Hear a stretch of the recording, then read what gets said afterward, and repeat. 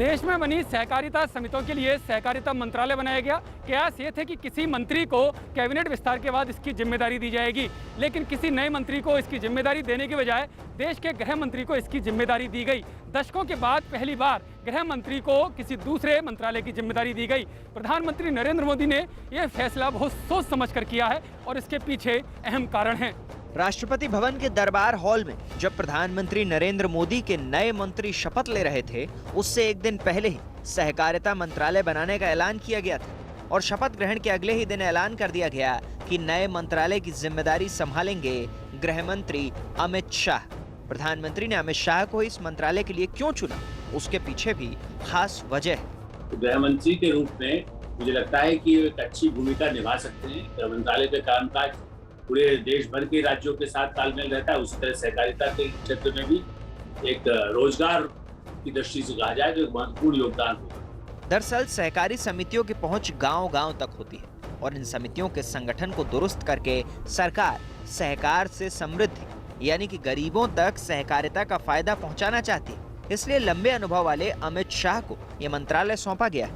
Cooperative को आगे बढ़ाने के लिए एक नया अभियान जो शुरू हुआ है, उसके तहत मंत्रालय रहने से और गृह मंत्री, चूंकि कई गड़बड़ियां आपको यार इवन गुजरात सहित कई सहकारी समितियों, सहकारी बैंकों को लेकर के सवाल उठे थे, तो एक तालमेल अच्छा हो सकता है कि सहकारिता में गड़बड़ न हो। गरीब किसानों का, मजदूरों का या जो और भी लोग सहकारिता में महिलाएं हैं बड़े पैमाने पर, उनको रोजगार उपलब्ध कराने के लिए सहकारिता का आंदोलन एक अहम भूमिका निभा सकता है और यही काम यदि इस मंत्रालय कर सकेगा, ऐसी उम्मीद की जानी चाहिए। अलग सहकारिता मंत्रालय देश भर में चल रहे सहकारिता आंदोलन को मजबूत करने के लिए एक अलग प्रशासनिक, कानूनी और नीतिगत ढांचा तैयार करेगा, जिसकी जिम्मेदारी मोदी के खास रणनीतिकार यानी कि शाह को सौंपी गई है। जब हम ये चर्चा कर रहे हैं कि देश के गृह मंत्री अमित शाह के पास अगर सहकार मंत्री की भी जिम्मेदारी आई है, वो भी मंत्रालय जो कि पहली बार इस देश के इतिहास में सृजित किया गया है, तो उसके क्या मायने हैं? क्यों अमित शाह को ही, जिनके पास देश के गृह मंत्री के तौर पर इतनी बड़ी जिम्मेदारी है, उनको ये जिम्मेदारी दी गई इस नवसृजित मंत्रालय की? अगर इसको समझना है तो ये तमाम चेहरे बहुत जरूरी हैं। अमित शाह को इस मंत्रालय को सौंपे जाने के पीछे मकसद है सहकारिता क्षेत्र में जान फूंकने की रणनीति। अमित शाह को इस क्षेत्र में काम करने का लंबा अनुभव है। गुजरात की राजनीति में रहते हुए सहकारिता क्षेत्र में पार्टी का परचम तो लहराया ही, साथ ही मुनाफा कमाने के कई रिकॉर्ड भी कायम किए। सहकारिता क्षेत्र में शाह का गुजरात मॉडल भी इन्हीं वजहों से सुर्खियों में रहा। गृह मंत्री अमित शाह गुजरात में बीजेपी की राष्ट्रीय सहकारिता प्रकोष्ठ के संयोजक रह चुके हैं। अमित शाह 36 साल की उम्र में अहमदाबाद जिला सहकारी बैंक के अध्यक्ष बने थे। उस वक्त एडीसीबी यानी कि अहमदाबाद जिला सहकारी बैंक के सबसे कम उम्र के अध्यक्ष थे। अपने 1 साल के कार्यकाल में अमित शाह ने 20 करोड़ 28 लाख का बैंक का घाटा पूरा किया था और न सिर्फ घाटा पूरा किया बल्कि उसी साल बैंक को 6 करोड़ 60 लाख रुपए का लाभ भी हुआ था।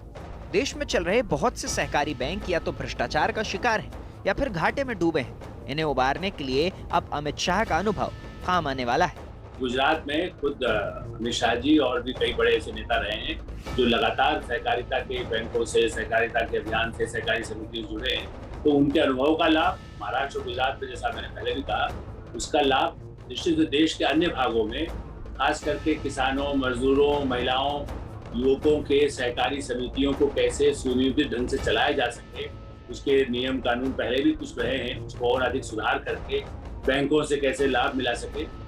अलग सहकारिता मंत्रालय से सहकारी समितियों का ढांचा सुधारा जाएगा, लेकिन इस मंत्रालय के बनने से राजनीतिक पार्टियों पर भी आंच बढ़ सकती है। जैसे महाराष्ट्र में सहकारी समितियों पर एनसीपी और कांग्रेस का बड़ा कब्जा है। ऐसे में अलग सहकारिता मंत्रालय से महाराष्ट्र में राजनीतिक हलचल बढ़ सकती है। कांग्रेस और एनसीपी के कई ऐसे नेता हैं जो बड़े बड़े घोटालों में उनके आज भी फाइलें घूम रही हैं। उन पर नियंत्रण करना या उनके जो स्वार्थ हैं उस पर जरूर कुठाराघात हो सकता है। मोदी सरकार अब से पहले जल शक्ति के नाम से नया मंत्रालय बना चुकी है। अब देश भर की सहकारी समितियों को दुरुस्त करने का काम ये नया मंत्रालय करेगा। देश की सहकारिता समितियों को मजबूत बनाने के लिए नया सहकारिता मंत्रालय बनाया गया। कुछ राज्यों में इस तरह के विभाग हैं, लेकिन केंद्र स्तर पर अभी तक इस तरह का कोई भी मंत्रालय नहीं था। देश में सहकारी समितियों के जरिए देश के गांव, गरीब और किसान को फायदा पहुंचाने के लिए इस मंत्रालय के बेहद मायने हैं। कहा जा रहा है कि इस विभाग की अहमियत कृषि और ग्रामीण विकास मंत्रालयों के जैसी होगी। केंद्रीय मंत्री